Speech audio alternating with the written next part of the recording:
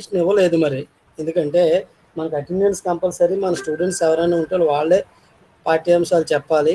ఎవరికైనా ఇంట్రెస్ట్ ఉంటే అది యూట్యూబ్లో పాఠ్యాంశాలు ఉంటాయి కాబట్టి అది వినొచ్చు, అది మనకు సంబంధం లేదు. అంతేగాని మీరు ఈ గూగుల్ మీట్ ఐడి ఎవరికి పంచొద్దు, మీరు పంపించొద్దు. మా వినబడుతుందా నా వాయిస్, నా స్వరం? వినిపిస్తుంది సార్. ఆ గూగుల్ మీట్ ఐడి ఎవరికి పంపించొద్దమ్మా మీరు. Okay sir. ఓకే. సరే సార్. నిన్న మనం పాఠ్యాంశాల గురించి మనం మాట్లాడుకున్నాము. 3 అంశాలు ఉంటాయి అని మనం నేర్చుకున్నాము. ఆ 3 అంశాలు ఏంటి అంటే అండి, ఉపాధ్యాయ కేంద్రీకృత విద్యా విధానం భారతీయ దృక్పథంలో, విద్యార్థి కేంద్రీకృత దృక్పథము, విషయ కేంద్రీకృత దృక్పథము అని మాట్లాడుతూ, ఉపాధ్యాయ కేంద్రీకృత విద్యా విధానం దృక్పథం గురించి మాట్లాడుతూ, గురుకులాలు, గురువు గారు, దేవాలయాలు, మోక్ష ప్రాప్తికి విద్యే మార్గము అని ఎటువంటి విద్యా ప్రణాళిక, విషయ ప్రణాళిక అనేది లేకుండా, పాఠ్య ప్రణాళిక అనేది లేకుండా, వారు ఎప్పుడు ఎక్కడ ఏ విధంగా చెబితే ఆ విధంగా పాఠ్యాంశాలు వినడానికి ఆసక్తిగా ఉండేటువంటి విద్యార్థి చేసేటువంటి బోధన అభ్యసనాన్ని ఉపాధ్యాయ కేంద్రీకృత విద్యా విధానము. నేటి తరములో అయితే ఈ యొక్క ఉపన్యాస పద్ధతి, కొన్ని పద్ధతులు ఉదాహరణగా చెప్తాను. రెండవది విద్యార్థి కేంద్రీకృత విద్యా విధానం. నేటి విద్యా విధానము విద్యార్థి చుట్టూ ఉండాలి, విద్యార్థి కేంద్రీకృతంగా ఉండాలి. నేర్చుకునేవాడు విద్యార్థి కాబట్టి ఆ విద్యార్థికి అర్థమయ్యేటట్లు స్పష్టంగా అవగాహన కొరకు బోధన చేయాలి. అవి తీసుకుని వెళ్ళేటువంటి విధానాలు ఆగమన, నిగమన, ఉపగమాల గురించి చెప్తాను. మూడవది ఏంటంటే అండి, విషయ కేంద్రీకృత దృక్పథం అని చెప్పాము. విషయం ఆధారంగా పాఠ్యాంశాలు బోధించాలి. బోధనలో 3 అంశాలు ఉంటాయి. భారతీయ దృక్పథం అనేది కాకుండా బోధనలో 3 అంశాలు ప్రధానంగా ఉంటాయి. ఒకటి ఏంటంటే ఉపాధ్యాయుని స్వభావము, విద్యార్థి యొక్క స్వభావము, విషయం యొక్క స్వభావము. వీటి ఆధారంగా బోధనా పద్ధతులను, బోధనా వ్యూహాలను ఎంపిక చేసుకొని విషయాన్ని ఏదైతే తీసుకుని వెళ్ళాలో విద్యార్థుల దగ్గరకు, ఏ విషయాన్ని విద్యార్థుల అవగాహన కొరకు బోధన చేయాలో, ఏ ప్రవర్తనలో విద్యార్థి మార్పు రావాలో, ఏ అంశాల మీద అవగాహన కలుగు చేయాలో ఆ విషయాన్ని విద్యార్థుల దగ్గరకు ఉపాధ్యాయుడు తీసుకొని వెళ్ళి విద్యార్థుల అవగాహన కొరకు బోధన అనేది చేస్తాడు. ఈ 3 అంశాలు భారతీయ దృక్పథంలో అభ్యసన కొరకు, బోధన కొరకు ఏర్పరచబడినవి. ఇందులో ఈ యొక్క భారతీయ దృక్పథంలో 3 వ్యక్తులను మనం నేర్చుకోవాల్సినటువంటి అవసరం ఉంది. ఒకటి ఎవరు అంటే మొదటివారు పాణిని.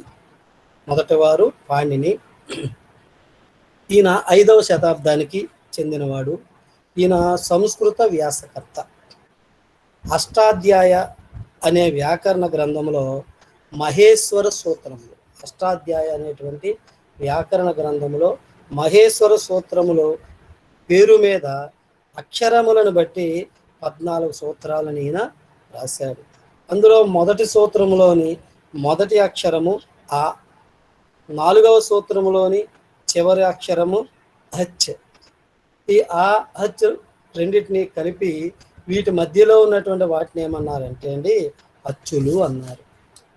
ఈ మహేశ్వర సూత్రములోని మొదటి అక్షరము, 4వ అక్షరము, 4వ సూత్రములో చివరి అక్షరము.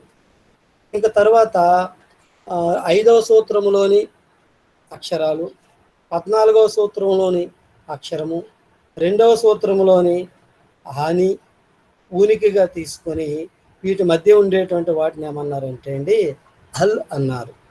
ఈ విధంగా పాణిని భాష కోసం వ్యాకరణాన్ని రచించారు. దానినే ఏమంటామంటే అండి అష్టాధ్యాయ అంటాము.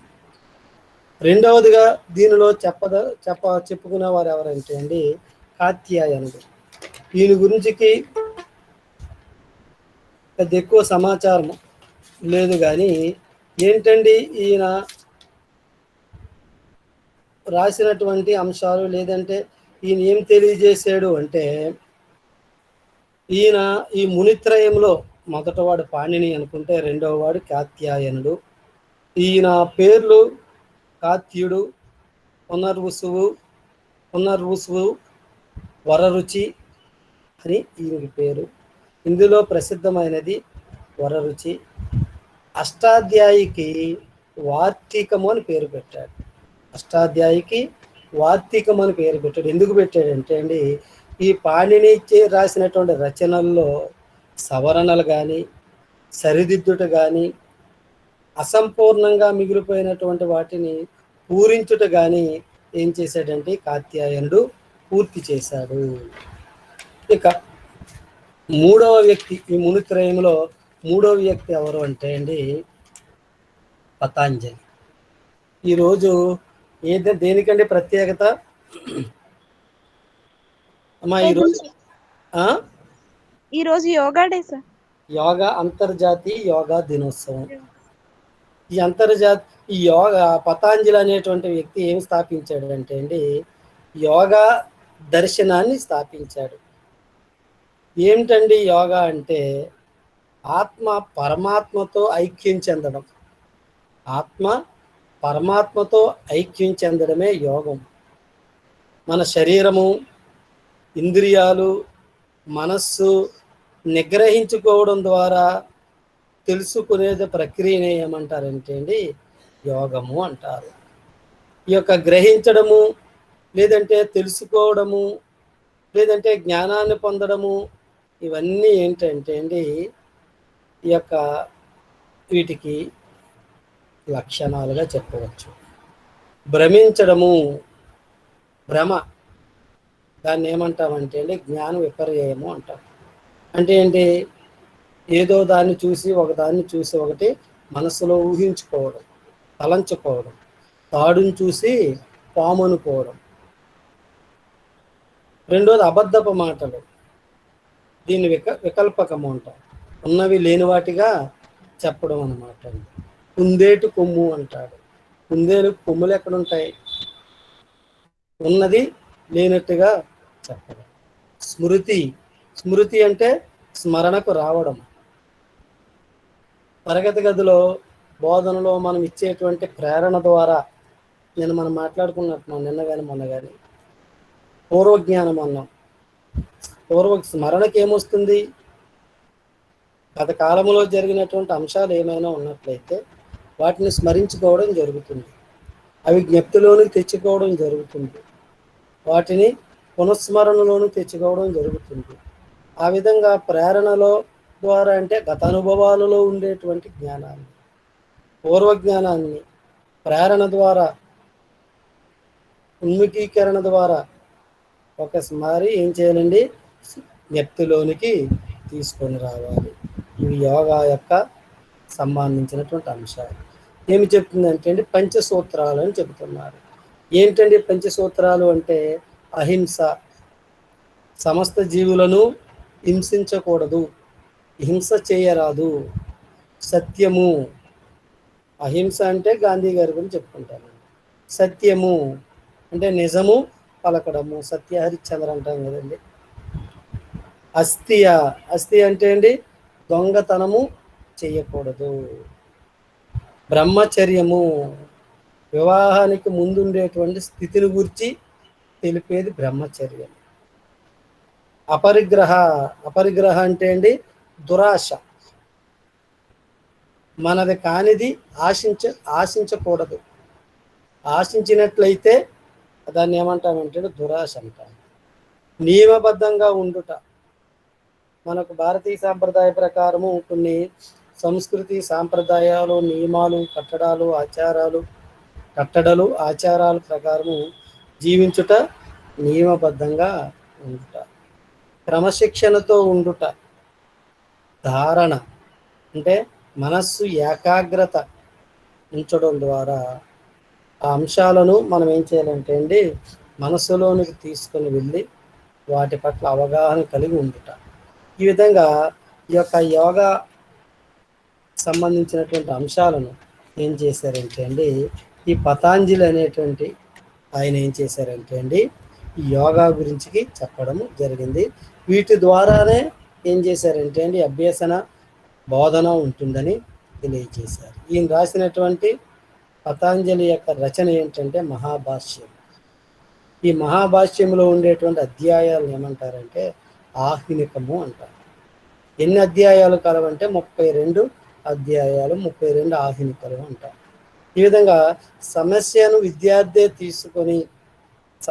విద్యార్థి లేవనెత్తి దానిని గురించి వివేచన చేసేవాడు కూడా విద్యార్థి.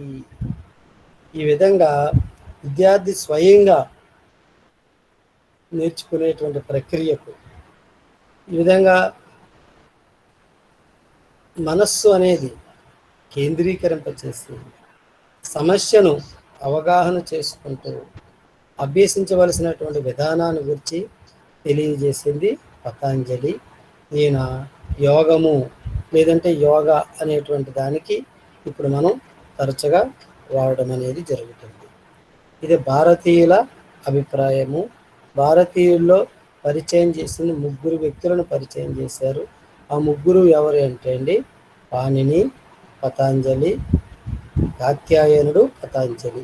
ఈ వీరు 3 కలిపి మునిత్రయము అంటారు. తర్వాత భాషా బోధన పాశ్చాత్యుల దృక్పథము. భాషా బోధన పాశ్చాత్యులు. ఇప్పటివరకు భారతీయ దృక్పథంలో ఏ విధంగా ఉన్నాయో చూసాము. పాశ్చాత్యుల దృక్పథము. మన స్వరం వినబడుతుందండి? వినిపిస్తుంది సార్. ఓకే. మొదట భాషను గురించి శాస్త్రీయంగా భాషకు సంబంధించినటువంటి ముఖ్య విషయాలను వెలుగులోనికి తెచ్చిన వారు ఎవరంటే అండి, గ్రీకులు. ఈ గ్రీకుల్లో ప్లేటో అనేటువంటి వ్యక్తి, సోక్రటీస్ అనేటువంటి వారు, అరిస్టాటిల్ అనేటువంటి వారు ఈ యొక్క పాశ్చాత్యుల్లో వీటి గురించి వివరణలు ఇచ్చారు.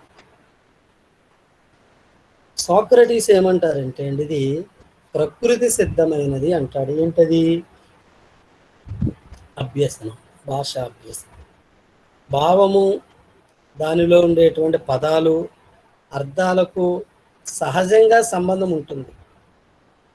సహజంగా సంబంధం అనేది ఉంటుంది. ఆ సహజంగా సంబంధం ఉంది కాబట్టి అది నేర్చుకోవడము, అవగాహన చేసుకోవడం సులువుగా ఉంటుందని ఇది ప్రకృతి సిద్ధమైనది అని చెప్పారు.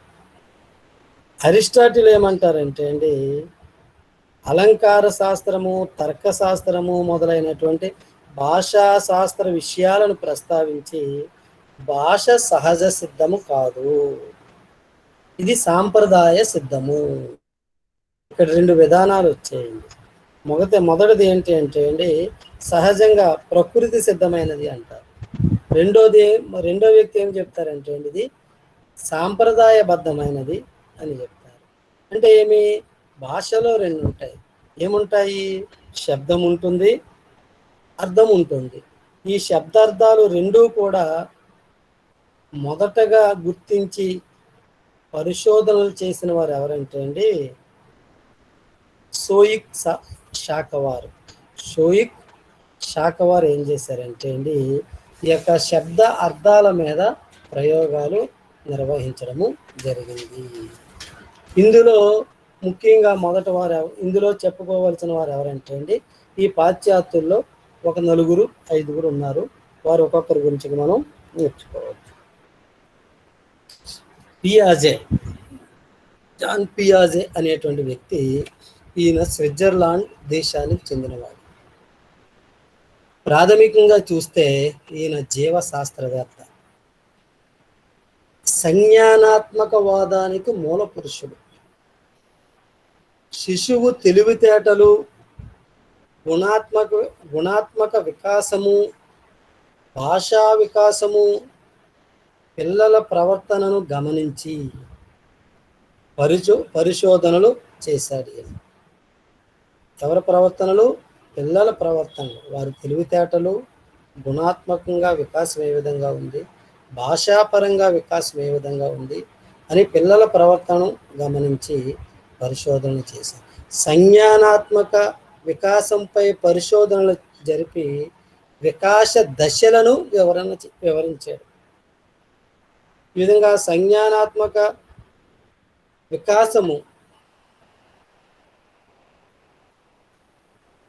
శిశువు పెరిగేటువంటి సామాజిక పరిసరం పరిసరాలపై ఆధారపడి ఉంటుందని ఈయన వివరించారు. అంటే విద్యార్థి యొక్క సంజ్ఞానాత్మక వికాసము శిశువు పెరిగేటువంటి సామాజిక పరిసరాలు. ఈ సామాజిక పరిసరాలే శిశువు యొక్క భాష మీద ప్రభావము చూపుతూ ఉంటాయి.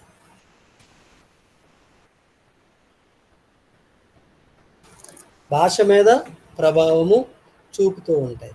ఏంటండి ఈ యొక్క సంజ్ఞానాత్మక వికాసము?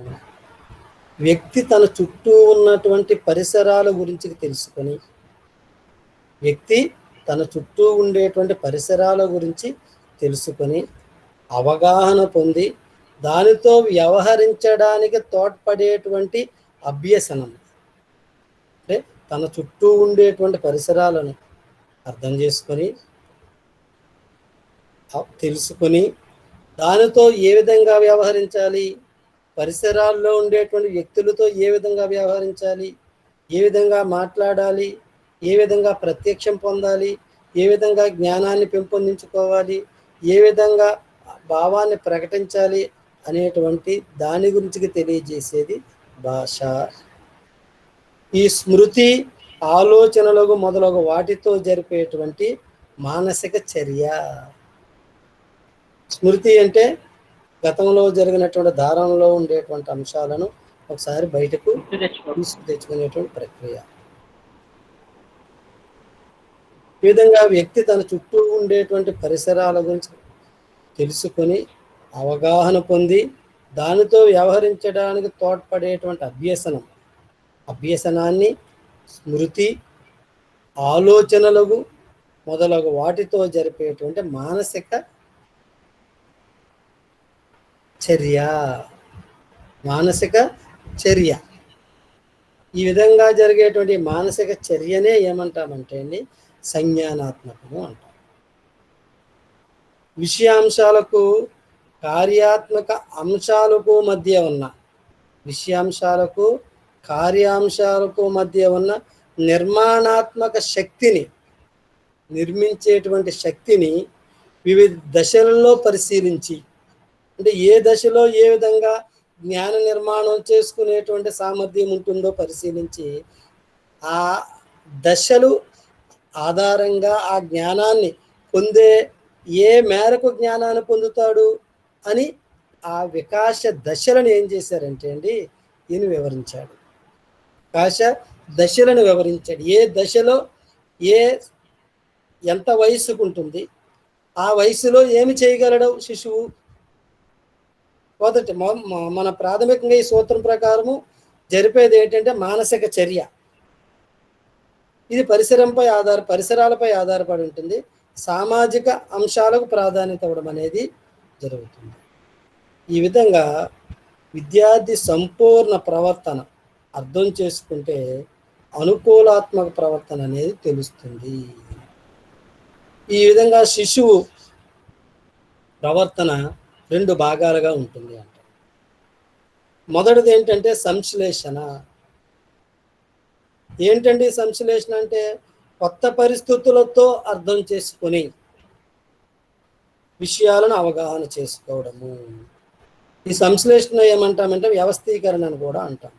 కొత్త పరిస్థితులతో అంటే నూతన పరిస్థితులను చేసుకొని వాటిని అవగాహన చేసుకునేటువంటి ప్రక్రియను ఏమంటామంటే అండి సంశ్లేషణ లేదంటే వ్యవస్థీకరణ అంటాం. రెండవది ఏంటండి అనుగుణ్యము లేదా అనుకూలత. అర్థం చేసుకొని అవగాహన చేసుకుంటే సంశ్లేషణ అంటాం. కొత్త పరిస్థితులతో సర్దుబాటు చేసుకున్నట్లయితే అనుగుణ్యత అంటాం.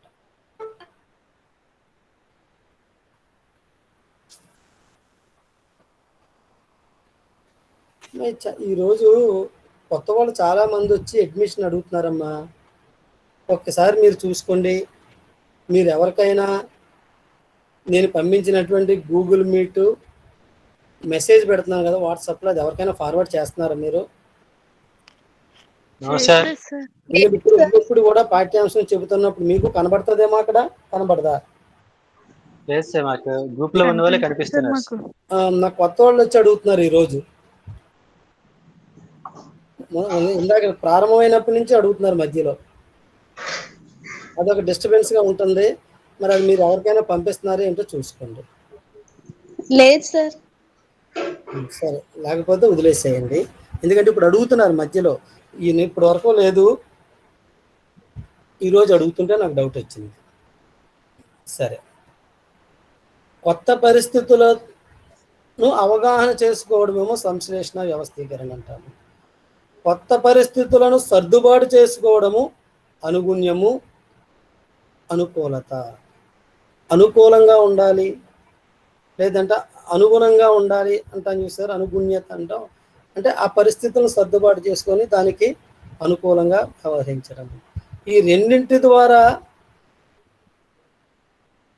విద్యార్థి యొక్క భాషను నేర్చుకోవడం అనేది జరుగుతుంది. ఎట్లాగూ పరిసరాలను అదే చెప్తాడు, పరిసరాలతో వ్యక్తి సర్దుబాటు చేసుకోవడం. పరిసరాలతో వ్యక్తి సర్దుబాటు చేసుకోవడం ద్వారా వ్యక్తిలో కొన్ని ప్రవర్తన నమూనాలు రూపొందుతాయి. ఆ విద్యార్థికి అప్పటి వరకు ఉండేటువంటి ప్రవర్తన ఒక విధంగా ఉంది, వాటిని సర్దుబాటు చేసుకోవడం ద్వారా ఏమవుతుందంటే ఆ వ్యక్తిలో కొన్ని నూతన ప్రవర్తన అనేది కనబడుతుంది. ఆ ప్రవర్తన నమూనాలు రూపొందుతాయి అంటాడు. ఈ ప్రవర్తన నమూనాలను ఏమంటాడంటే అండి, సంజ్ఞానాత్మక నిర్మితులు అంటాడు. ఈ క్రొత్తగా కనబడేటువంటి ప్రవర్తన నమూనాలను ఏమంటాడండి, సంజ్ఞానాత్మక నిర్మితులు అంటాడు. ఈ సంజ్ఞానాత్మక నిర్మితులను ఏమంటారంటే అండి, స్కెమాటా అంటారు. ఏమంటారండి, స్కెమాటా అంటారు. ఇవేంటంటే అండి ఈ యొక్క పియాజే గారు యొక్క భాషాభ్యసన విధానము. ఏంటండి దీనికి సంబంధించి విద్యా ప్రాముఖ్యత ఏంటి, దీని సిద్ధాంతానికి భాషకు ఏ విధంగా అన్వయం చేయవచ్చు, ఏ విధంగా వినియోగం చేయవచ్చు, లేదంటే ఈ భాషా ఈ ఆయన చెప్పినటువంటి సిద్ధాంతాలు భాషా అభ్యసన కొరకు ఏ విధంగా ఉపయోగపడతాయి అంటే విద్యార్థుల్లో విద్యార్థుల్లో లేదా పిల్లల్లో సంజ్ఞానాత్మక లేదంటే ప్రజ్ఞా స్థాయిలను బట్టి బోధనాంశాలు అనేవి, బోధనా పద్ధతులు అనేవి రూపొందించాలి.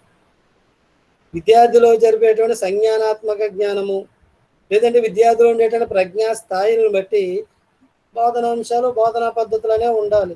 అవి ఎప్పుడు ఆ విధంగానే ఉంటాయి. ఈ విద్యా ప్రణాళికను కూర్పు చేసేటువంటి విద్యావేత్తలు ఏం చేస్తారంటే అండి, విద్యార్థి యొక్క శారీరక వయస్సు, మానసిక వయస్సు ఆధారంగా ఆ పాఠ సమాజం యొక్క స్వభావాన్ని బట్టి సమాజానికి ఏ విధంగా ఈ యొక్క విద్యార్థులను తీర్చిదిద్దాలో ఆ విధంగా పాఠ్యాంశాలనే ఉంటాయి, బోధనాంశాలనే ఉంటాయి. దాని ఆధారంగానే ఉపాధ్యాయుడు బోధనా పద్ధతులను, బోధనా వ్యూహాలను రూపొందించాలి. ఆ విధంగా ప్రజ్ఞాస్థాయిలకు అనుగుణంగా విషయాలు అనేవి ఉండాలి. ఆవిష్కరణ అభ్యసనం అనేది ఉండాలి. ఆవిష్కరణలు అంటే నూతనవి, కొత్త విషయాల కొరకు అన్వేషణ చేసేవాడు.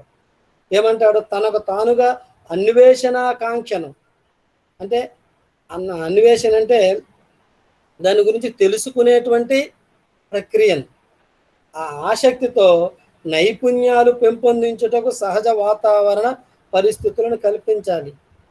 ఎప్పుడు తరగతి గదిలో విద్యార్థులను కూర్చోబెట్టి మనం చెప్పాలనుకున్నటువంటి విషయాలను చెప్పే విధంగా కాకుండా తనకు నేర్చుకోవాలి, తెలుసుకోవాలి, క్రొత్త విషయాల పట్ల ఆసక్తిని పెంపొందించుకోవాలి అనేటువంటి ఆకాంక్షతో నైపుణ్యాలు పెంపొందించే విధంగా విద్యార్థికి కొద్దిగా స్వేచ్ఛ అనేది ఉండాలి.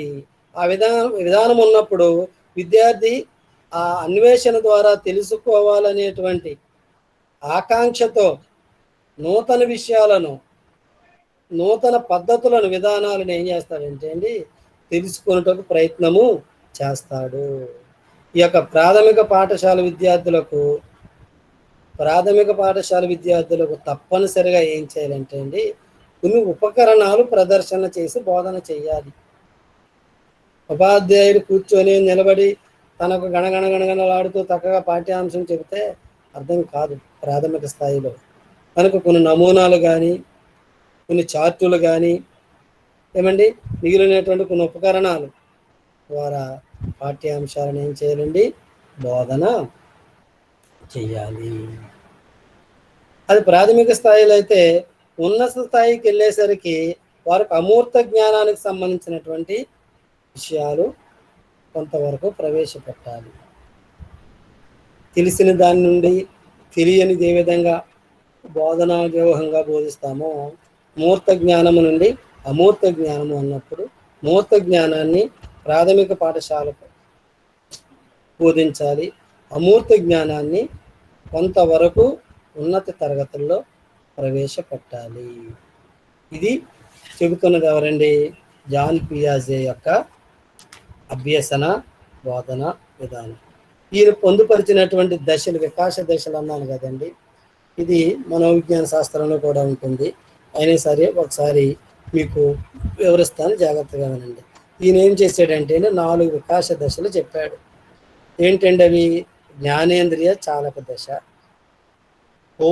పూర్వ ప్రచాలక దశ, మూర్త ప్రచాలక దశ, అమూర్త ప్రచాలక దశ.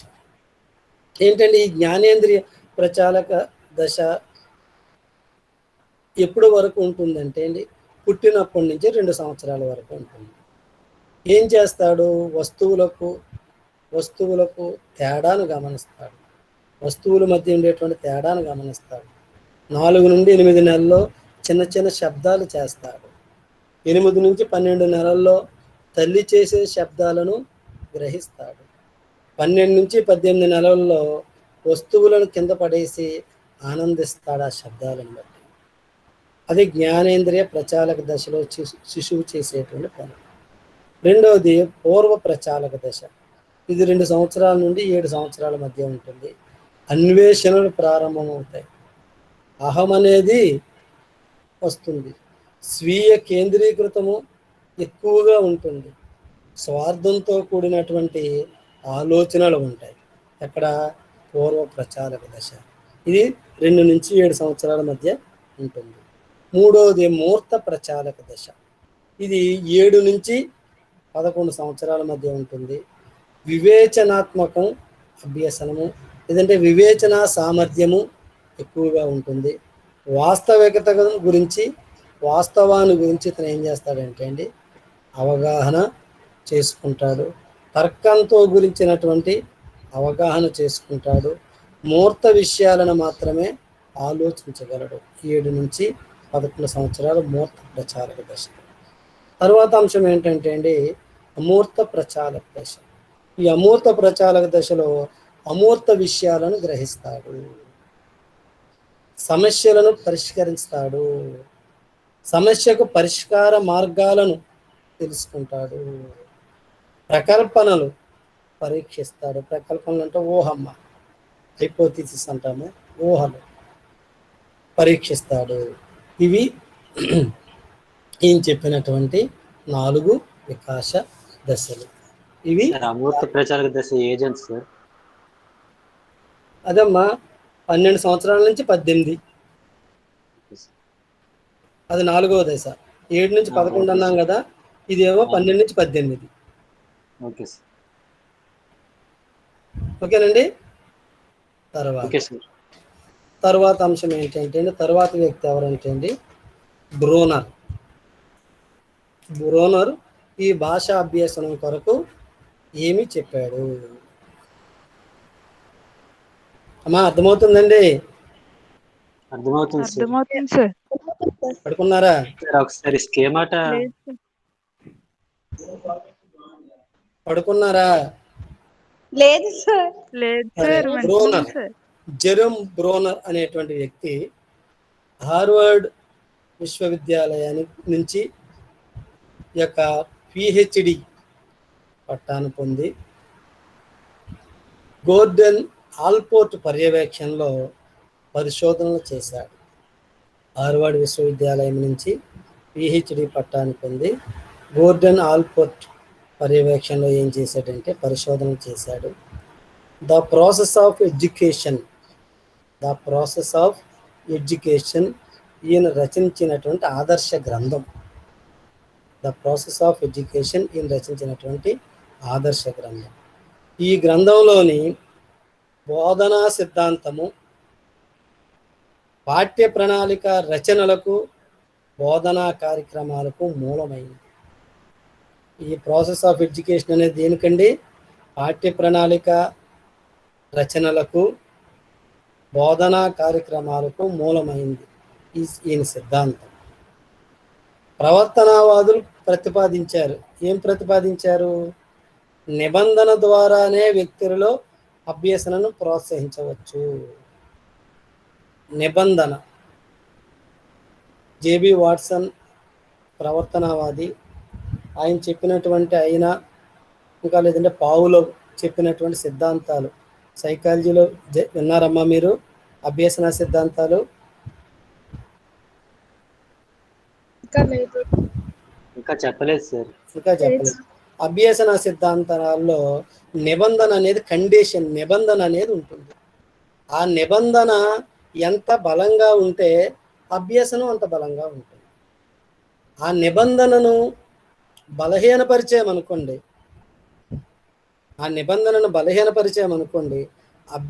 అభ్యసనము కూడా ఏమవుతుందండి? బలహీనపడుతుంది. అందుగురించికే ఆ యొక్క సిద్ధాంతంలో ఆ గంట కొట్టిన వెంటనే కుక్కకు ఏం చేసేవారంటే ఆహారం పెట్టేవారు. అప్పుడు ఆ గంటకు ఆహారానికి ఏమైందంటే నిబంధన అనేది ఏర్పడేది. ఆ గంట కొట్టిన వెంటనే నోట్లో లాలాజలం అనేది ఊరేది. కానీ గంట కొట్టిన తర్వాత ఆహారము పెడితే అది నిబంధన బలంగా ఉండేది. ఆ గంట కొట్టిన తర్వాత ఆహారం పెట్టలేదనుకోండి, ఆ నిబంధన ఏమయ్యేదంటే బలహీనమయ్యేది. తద్వారా అది అభ్యసనం అనేది ఉంటుపడుతుంది. ఆ విధంగా ప్రవర్తనవాదులు ఏం చేశారంటే అండి, ఒక నిబంధనలను ఏర్పరిచి ఆ నిబంధన ద్వారా వ్యక్తుల్లో అభ్యసనాన్ని ప్రోత్సహించవచ్చు. బాగానే ఉంది. ఈయన కూడా అంగీకరించాడు. కానీ అందులో చేసినటువంటి తప్పు ఏం చెప్తారంటే, ఈ ప్రవర్తనవాదులు వివేచన సామర్థ్యాన్ని గుర్తించలేదు అంటాడు. వాళ్ళు వివేచన చేసేటువంటి సామర్థ్యము గుర్తించలేదు. ఆ వివేచన సామర్థ్యాన్ని కలిగి ఉంటారు.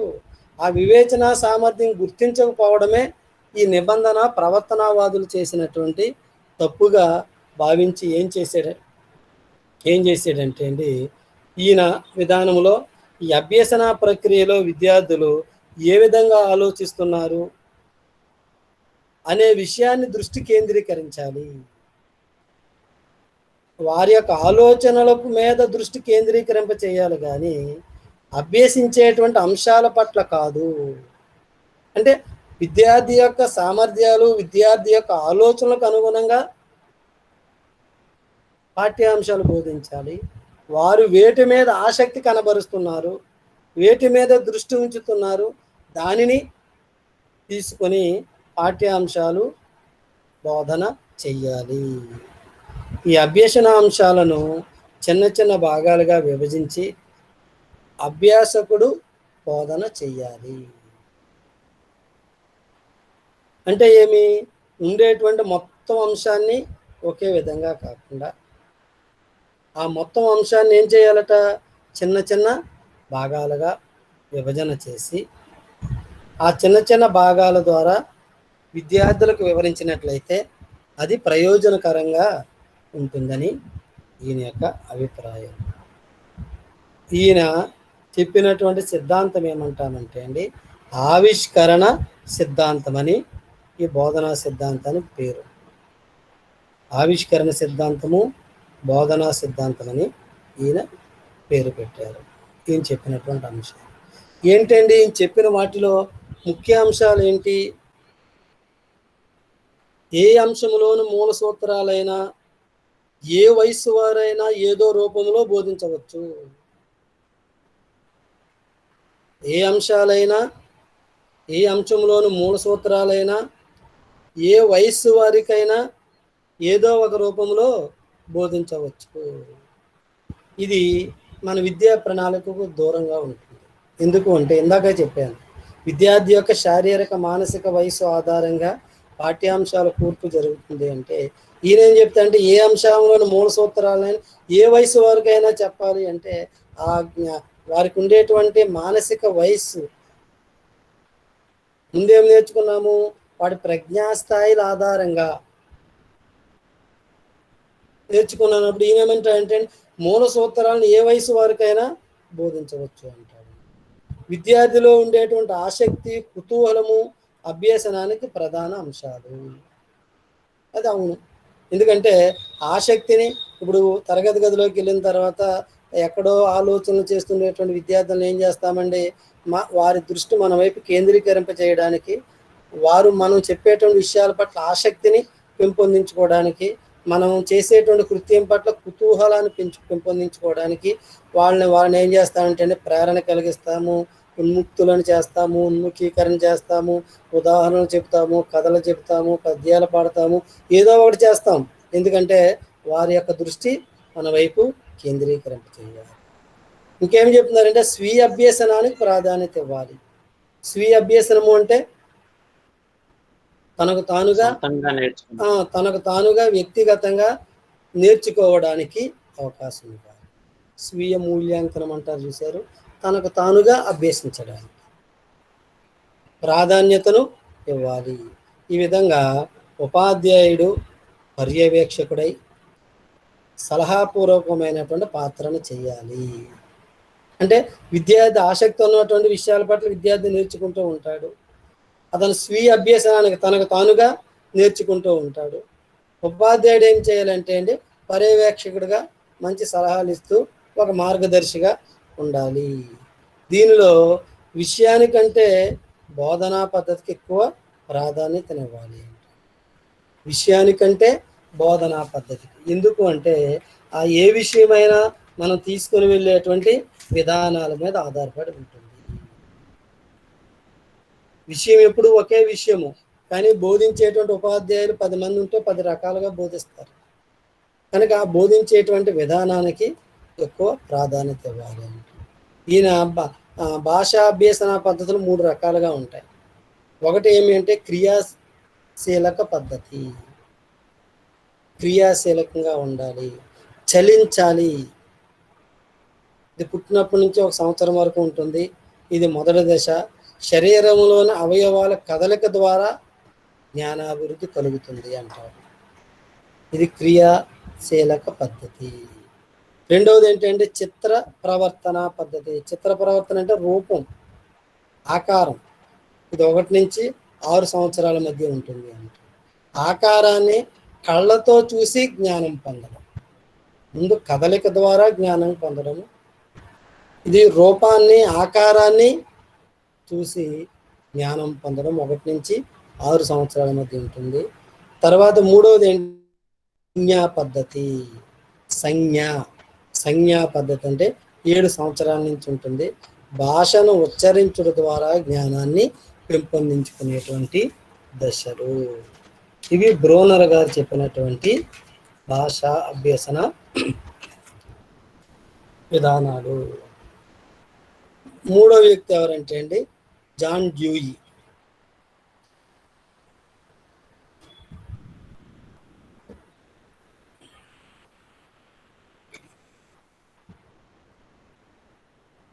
ఈ జాన్ డ్యూయి అనేటువంటి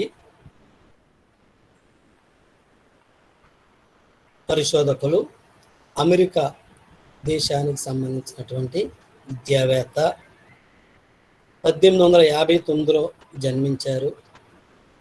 వెర్మాంట్ యూనివర్సిటీ నుంచి డిగ్రీ పట్టాను పొంది 1879లో ఉపాధ్యాయ వృత్తిలోనికి ప్రవేశించారు. 1884లో తత్వశాస్త్రంలో పిహెచ్డి పట్టాను పొంది 1896లో ఆదర్శ ప్రయోగాత్మక పాఠశాలను స్థాపించారు. 1896లో ఆదర్శ ప్రయోగాత్మక పాఠశాలను స్థాపించారు. ఈయన ఏం చేశారంటే 1879లో ఈ యొక్క ఉపాధ్యాయ వృత్తిలోనికి వచ్చిన తర్వాత ఉపాధ్యాయులకు సంబంధించినటువంటి అనుభవాన్ని పొంది ఈ ఉపాధ్యాయ విద్యార్థికి సంబంధించినటువంటి అంశాలను అనేక వాటి మీద పరిశోధనలు చేసి ఈ ఉపాధ్యాయ వృత్తిలో ఉపాధ్యాయుడు చేసేటువంటి బోధనకు సంబంధించి విద్యార్థి అభ్యసనానికి సంబంధించి ఈయన కొన్ని విషయాలను తెలియజేశారు. ఆ విషయాలు ఈ యొక్క బోధన అభ్యసనానికి నాంది పలికేటువంటి అంశాలుగా ఉన్నాయి.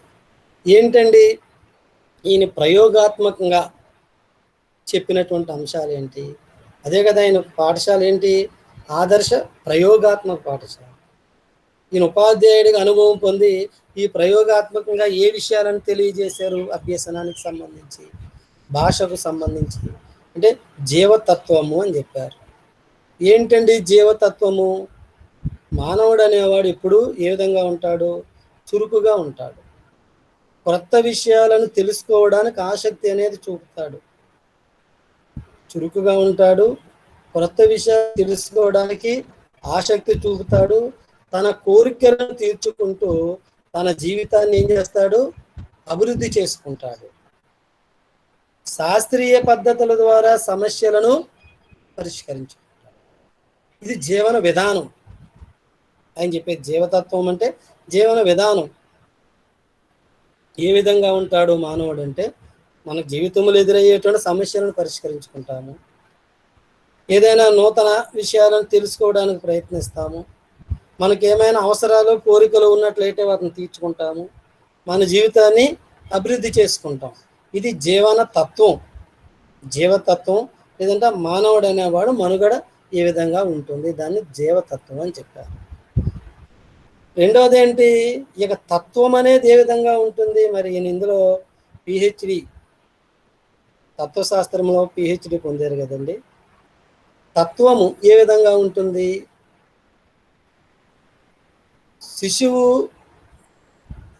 శిశువును అభివృద్ధి పరిచి సుఖమయ జీవనం గడపడానికి, శిశువును అభివృద్ధి పరిచి సుఖమయ జీవితం గడపడానికి నైతిక విలువలు, సామర్థ్యం ఉన్న మానవునిగా తీర్చిదిద్దడంతో సహాయపడటము విద్య చేయవలసినటువంటి పని.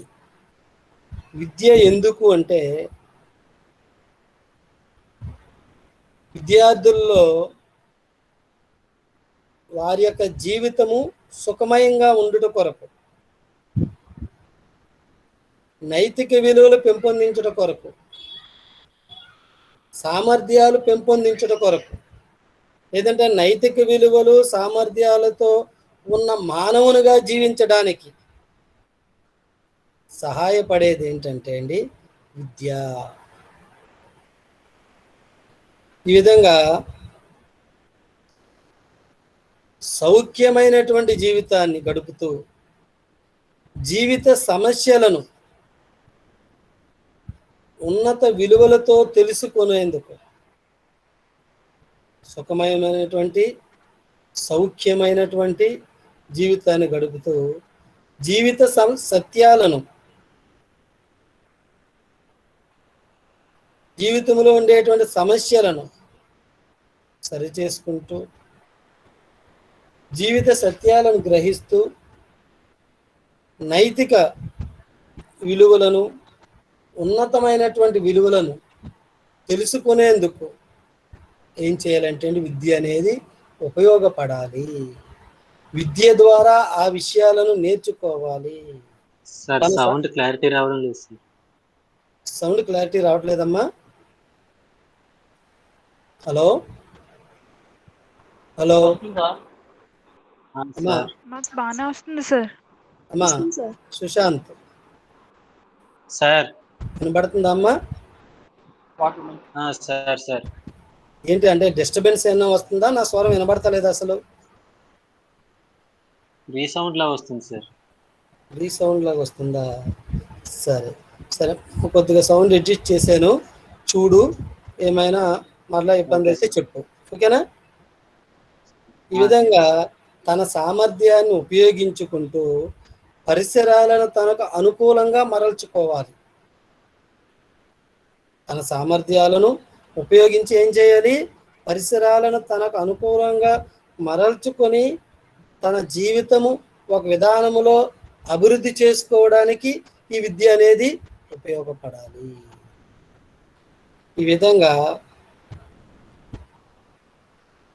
వ్యక్తుల యొక్క తత్వం గురించి, పరిసరాల గురించి, నైతిక విలువల గురించి, సామర్థ్యాల గురించి, సమస్య పరిష్కారాల గురించి, ఒక వ్యక్తి యొక్క వ్యక్తిత్వం ఏ విధంగా అభివృద్ధి చెందాలో, ఈ తత్వం గురించి, ఈ యొక్క విద్య ఏ విధంగా ఉపయోగపడాలో తెలియజేసింది ఎవరంటే అండి జాన్ డ్యూయి.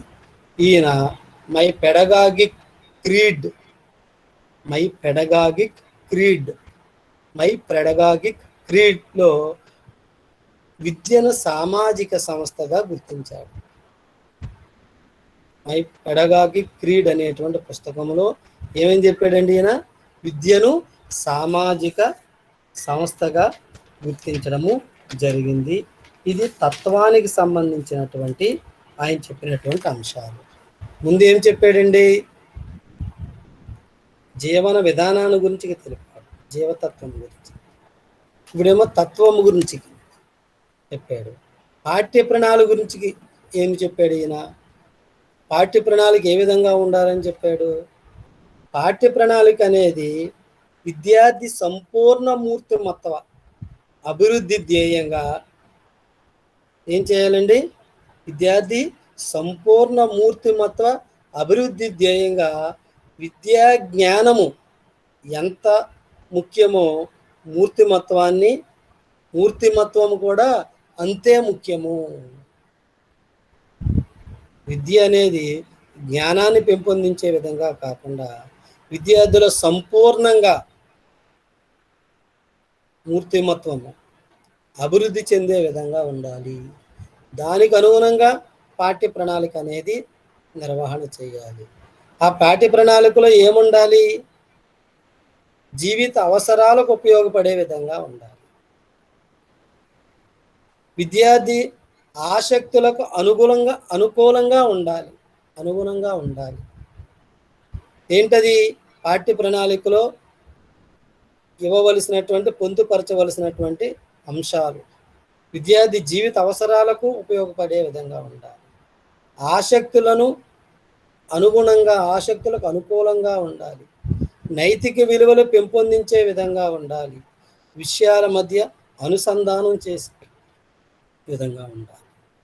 ఈ విధంగా పాఠ్య ప్రణాళిక అనేది ఇప్పుడు మన పాఠ్యాంశాలు బోధించేటప్పుడు నిజ జీవితంలో భవిష్యత్తులో వారి అవసరాలు తీర్చుకోవడానికి, నిజ జీవితంలో ఎదురయ్యేటువంటి సమస్యలు పరిష్కరించుకునే విధంగా విద్యార్థికి జ్ఞానాన్ని అందించాలి. అది మన బోధన యొక్క ఉద్దేశం. నేనేం చెప్తాను? జీవిత అవసరాలకు ఉపయోగపడే విధంగా ఉండాలి. ఆసక్తులకు అనుకూలంగా ఉండాలి. పాఠ్యపుస్తకంలో ఉండేటువంటి పాఠ్యాంశంలో ఉండేటువంటి అంశాలన్నీ కూడా విద్యార్థికి నిజ జీవితంలో ఉపయోగపడే అంశాలు ఉంటాయి. కాబట్టి విద్యార్థికి ఏం చేయాలంటే అండి, ఆసక్తి అనేది మనం కలుగు చేయాలి. ఉపాధ్యాయుగా నైతిక విలువలు పెంపొందించే విధంగా ఉండాలి. విషయాల మధ్య అనుసంధానం అనేది ఉండాలి. ఈ విధంగా పాఠ్య ప్రణాళిక అనేది మనం నిర్ణయించుకొని పాఠ్యాంశాలు బోధన చేయాలని జాన్ డ్యూయి గారి యొక్క ఉద్దేశం. ఇంకేం చెబుతాడు? బోధనా పద్ధతులు ఏ విధంగా ఉండాలి? ఈయన చెప్పే విధానం ఏంటి? పని చేస్తూ నేర్చుకోవాలి. మనం చెప్తాం కదండి, గాంధీ గారి యొక్క బేసిక్ విద్యా విధానంలో కూడా లెర్నింగ్ బై డూయింగ్ అంటాం. పని చేస్తూ నేర్చుకోవాలి. పరిశోధించాలన్న జిజ్ఞాస, ఆకాంక్ష, కోరిక ఎక్కువగా ఉంటుంది విద్యార్థుల్లో. దానికి అనుగుణంగా విద్యార్థి స్వతహాగా చేసి నేర్చుకోవడం ద్వారా వారిలో ఏమవుతుందండి? పరిశోధన జిజ్ఞాస, అంటే తెలుసుకోవాలి అనేటువంటిది, నేను చెయ్యాలి అనేటువంటిది, నేను నేర్చుకోవాలి అనేటువంటిది ఆశ అనేది పుడుతుంది. ఆ విధంగా పరిశోధించాలనేటువంటి ఆకాంక్షను పెట్టి బోధన అనేది ఉండాలి. అంతేగాని ఉపాధ్యాయుడు అన్ని విషయాలు విద్యార్థి యొక్క అరచేతిలో పెట్టి నేర్చుకునే విధంగా కాకుండా విద్యార్థి ఆలోచింపచేసే విధంగా, విద్యార్థి స్వయం జ్ఞానాన్ని ఉపయోగించి తనకు తానుగా చేసే విధంగా అంశాలు అనేవి పొందుపరచాలి. తర్వాత ఉపాధ్యాయ విద్యార్థి. ఈ ఉపాధ్యాయ విద్యార్థికి సంబంధించి ఏ విధంగా ఉండాలి? విద్యార్థుల్లో సామాజిక జీవనం అలవడే విధంగా ఉండాలి. వాడు జీవించేది సమాజంలో కాబట్టి ఆ సామాజిక జీవనము అలవడే విధంగా ఉండాలి. ఉపాధ్యాయుడు సామాజిక సేవకుడు, ఒక సహాయకుడుగా, ఒక మార్గదర్శిగా ఉపాధ్యాయుడు ఉండాలి. ఉపాధ్యాయుడు నావను నడిపేవాడైతే నడిపే శక్తి అభ్యాసకుల నుంచి వస్తుంది అంటారు. ఉపాధ్యాయుడు నావను నడిపితే ఆ నడిపే శక్తి ఎక్కడి నుంచి వస్తుందట? అభ్యాసకుల నుంచి. అవునండి, తరగతి గదిలో ఉపాధ్యాయుడు పాఠ్యాంశం బోధించాలి అంటే అది ఎవరి మీద ఆధారపడి ఉంటుంది? ఆ బోధన అభ్యాసకుల మీద ఆధారపడి ఉంటుంది. అభ్యాసకులు తరగతి గదిలో ఉపాధ్యాయుడికి సహకరిస్తే, ఉపాధ్యాయుడిని అనుకరిస్తే, ఉపాధ్యాయుడు చెప్పినటువంటి అంశాలకు అనుగుణంగా సామర్థ్యాలు పెంపొందించుకునే విధంగా వారి ప్రవర్తనా మార్పు కలుగుతూ ఉంటే, వారి ఆలోచనలు చేస్తూ ఉంటే ఉపాధ్యాయుడు ఏం చేస్తాడంటే చురుకుగా, ఉత్సాహంగా తరగతి గదిలో బోధన అనేది చేస్తాడు. అట్లా కాకుండా చెప్పుకొని ఏమైందని చెబుతూ ఉంటారు, మనం అర్థమైందన్నట్లు కొడుతూ ఉంటే వెళ్ళిపోతూ ఉంటుంది, తల ఊపితే సరిపోతుంది అనేటువంటి విధానంలో ఉందనుకోండి, అది ఎంతవరకు కూడా మేలు అనేది చేయదు. ఈ విధంగా అభ్యాసకులు ఏ విధంగా అయితే సహకరిస్తారో అప్పుడు విద్యార్థులు ఏ విధంగా ఉన్నట్టు? తరగతి గదిలో ఉత్సాహంగా ఉన్నట్టు. ఉపాధ్యాయుడు చేసేటువంటి బోధనలో విద్యార్థులు ఉత్సాహంగా పాల్గొంటున్నారు అంటే ఉపాధ్యాయుడు ఇచ్చినటువంటి ప్రేరణపై ఆధారపడి ఉంటుంది. ఉపాధ్యాయుడిని ఎప్పుడు విద్యార్థులు అనుకరిస్తారు? ఎప్పుడు ఉపాధ్యాయుడు చెప్పినటువంటి అంశాల పట్ల వారి దృష్టిని కేంద్రీకరింపజేసుకుంటారు? మనం ఎంత చక్కగా, ఎంత నైపుణ్యంతో, ఎంత అనుభవంతో, ఎంత చమత్కారంతో, ఎంత విద్యార్థులకు ఆసక్తిని పెంపొందింపజేస్తే,